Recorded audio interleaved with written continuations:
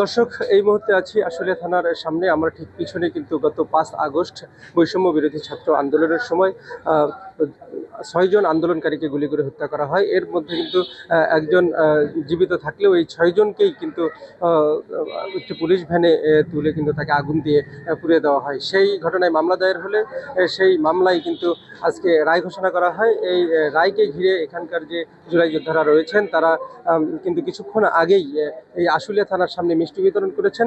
আমরা এই রায় সম্পর্কে তাদের অনুভূতি সম্পর্কে কিন্তু আমরা তাদের কাছে জানতে চাবো। তাদের কাছে সরাসরি আমরা যেতে চাই এই রায় সম্পর্কে তারা আসলে কি বলেন। আচ্ছা, তো এই রায় সম্পর্কে এই রায় সম্পর্কে মানে রায় ঘিরে আপনাদের অনুভূতি কি?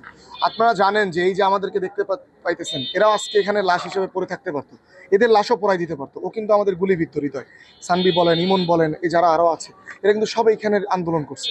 কিন্তু দেখেন আজকে আমাদের 6টা ভাইকে এখানে পড়াই দেওয়া হইলো, যে আজকে রায় দেওয়া হইলো যে 6 জনের বিরুদ্ধে। তো আমরা দেখলাম যে তাদেরকে ফাঁসি কার্যকর করা হয়েছে, ফাঁসি রায় দেওয়া হয়েছে, কিন্তু এই কার্যকরটা কবে করা হবে এটা আমরা রাষ্ট্রের কাছে জানতে চাই। কারণ আমরা জানি যে বাংলাদেশে আইনের যে মারপ্যাচ, এই মারপ্যাচের মধ্যে এইটা ঘুরতে ঘুরতে আরও 6 বছর কেটে যাবে। তো আমরা এটা চাই না। আমরা চাই আমাদের শহীদদের লাশ যারা পুড়িয়েছে, এই ঘৃণ্য কর্মকাণ্ড যারা করেছে, তাদের ফাঁসি কার্যকর করে জাতির সামনে এমন দৃষ্টান্ত উপস্থাপন করা হোক যেন পরবর্তীতে আর কোনো স্বৈরাচার এই দেশে আর কখনো মাথাচাড়া দিয়ে উঠতে না পারে।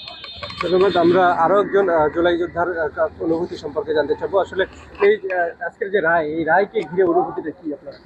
আমরা খুবই আনন্দিত যে এই রায়টা হয়েছে। আমরা বাংলাদেশের ইতিহাসে নজিরবিহীন যে শহীদদের লাশ মানে পুড়িয়ে দিছে, এটা বাংলাদেশের ইতিহাসে কখনো হয় নাই। আজকে যে রায়টা পেয়েছি, আমরা চাই যে এই রায়টা দ্রুত বাস্তবায়ন হোক, আর ইন্টারপোলের মাধ্যমে দেশের বাইরে যারা আছে এই আসামিগুলা, ওদেরকে নিয়ে আসা হোক এবং রায়টা বাস্তবায়ন হোক, আমি এটা চাই। দর্শক, যেমনটি শুনছিলেন যে এখন আজকের যে রায়টি, সেই রায়টি নিয়ে তারা কিন্তু সন্তুষ্ট। কিন্তু একটি বিষয় তারা বারবার বলছেন যে শুধু রায় দিলেই হবে না, এই রায়কে কার্যকর করতে যা কিছু করা দরকার সেটি তারা দাবি করেছেন। আরেকটি বিষয় জানিয়ে রাখি যে আজকে যে রায়টি ঘোষণা করা হলো, এই রায়টি কিন্তু আন্তর্জাতিক অপরাধ ট্রাইব্যুনাল 2-এ কিন্তু এই রায় ঘোষণা করা হয়েছে। এই রায়ের এই যে আন্তর্জাতিক ট্রাইব্যুনাল রয়েছে, সেই ট্রাইব্যুনালের কিন্তু নজরুল ইসলাম চৌধুরী, বিচারপতি নজরুল ইসলাম চৌধুরীর নেতৃত্বাধীন বেঞ্চের 3 সদস্য বিশিষ্ট কিন্তু বেঞ্চ থেকে এই রায় ঘোষণা করা হয়। এই রায়ে কিন্তু 6 জনকে মৃত্যুদণ্ড দেওয়া হয় এবং 7 জনকে যাবজ্জীবন কারাদণ্ড সহ 2 জনকে 7 বছরের কারাদণ্ড দেওয়া হয়। একই সাথে কিন্তু একজনকে সাধারণ ক্ষমা ঘোষণা করা হয়।